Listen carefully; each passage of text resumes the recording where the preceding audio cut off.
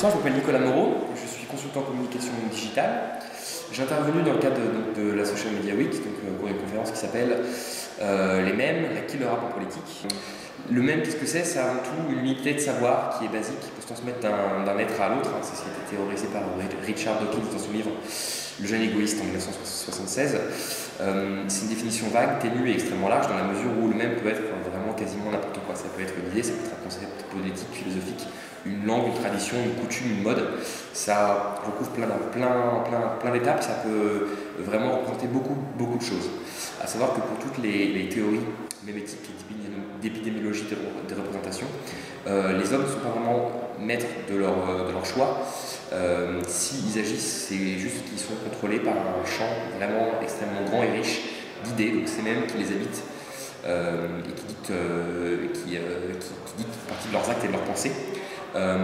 Ces mêmes sont comparés par Dawkins aux gènes, donc ça prouve qu'il y a aussi des idées plus fortes que les autres, des mêmes plus forts que les autres, ce qui fait qu'ils peuvent muter, qu'ils peuvent évoluer, ils peuvent changer dans le temps. Il y en a qui peuvent aussi disparaître et un même peut en remplacer un autre. C'est ce qui est très intéressant. C'est une vision intéressante dans la communication dans la mesure où elle est très rassurante pour des gens.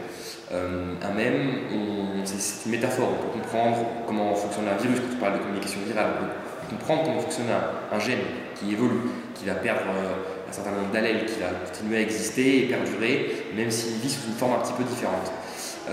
C'est intéressant, mais c'est vraiment un raccourci pour recouvrir vraiment une somme colossale de différentes intermédiations et différents facteurs qui peuvent entrer dans la transmission de la communication dans la culture et la société. Ça a aussi établi qu'il peut y avoir une forme de hiérarchie des idées. Ça veut dire aussi que c'est une communication qui est simplifiée. On tire vraiment un trait sur les conditions de la médiation, donc c'est une notion qu'on peut utiliser, mais il faut avoir vraiment beaucoup de recul et être critique vis-à-vis de celle-ci. Si j'ai choisi de parler des mêmes et de les étudier, c'est pas vraiment pour ce qu'ils sont, même s'ils sont drôles, même si en tant qu'internaute on peut les connaître et vivre à leur côté. Ce qui est vraiment intéressant, c'est de voir en quoi aussi ils sont constitutifs d'une culture sur Internet. À savoir que les réseaux peuvent, dans une certaine mesure, aussi servir de conteneurs, de catalyseurs de culture, et où des gens qui ne se connaissent pas forcément peuvent se rencontrer, échanger et créer en commun, les uns après les autres, différentes représentations et les élaborer dans un sens collectif, même s'il n'est pas forcément toujours concerté. C'est aussi intéressant dans la mesure où ça crée une culture qui est propre à Internet, qui vit selon ses propres codes et qui peut ensuite plus tard retourner dans la vie quotidienne. Voilà.